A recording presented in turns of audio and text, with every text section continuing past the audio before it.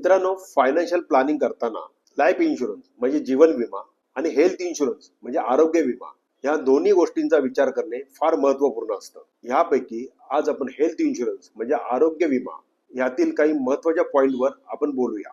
पहिला पॉइंट आहे सम इन्शुर्ड. कमीत कमी आजचा मेडिकलचा इन्फ्लेशनचा दर पाहता आपला 25 ते 50 लाखाचा मेडिक्लेम असणं गरजेचं आहे. दुसरा मुद्दा आहे को पेमेंट. आपण मेडिक्लेम घेताना हे पाहणं गरजेचं आहे की आपल्या पॉलिसीमध्ये को पेमेंट किती आहे. को पेमेंट म्हणजे काय? काही पॉलिसीमध्ये 10%, 20%, 30% असे को पेमेंट असतात.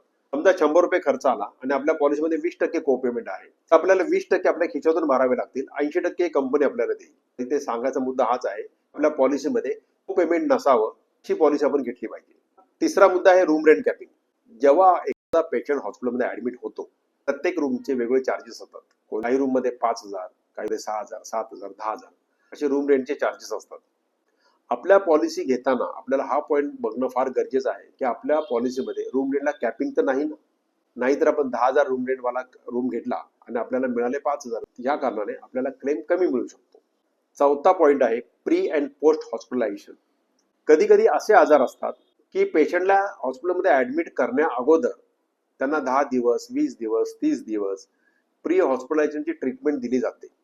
नंतर त्यांचं हॉस्पिटलायझेशन होतं आणि नंतर हॉस्पिटलमधून डिस्चार्ज झाल्यानंतर त्यांना परत पोस्ट हॉस्पिटलायझेशनची पण ट्रीटमेंट दिली जाते. तर आपण हे पाहणं गरजेचं आहे की प्री हॉस्पिटलायझेशन आणि पोस्ट हॉस्पिटलायझेशन पूर्ण खर्च आपल्या पॉलिसीमध्ये आहेत की नाहीत. पाचवा मुद्दा फॉरेन ट्रीटमेंट. नॉर्मली हा ऑप्शन लोक पॉलिसीमध्ये पाहत नाही.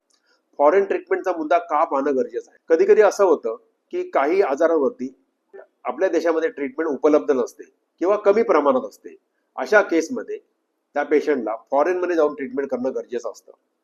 तर आपल्या पॉलिसीमध्ये फॉरेन ट्रीटमेंटसाठी प्रोव्हिजन केलेली आहे की नाही हा एक पॉइंट पाहणं पण फार गरजेचं आहे. तर तुम्ही मेडिक्लेम पॉलिसी घेताना हे 5 मुद्दे पूर्णपणे फुलफिल होता आहेत का ते पाहणं गरजेचं आहे.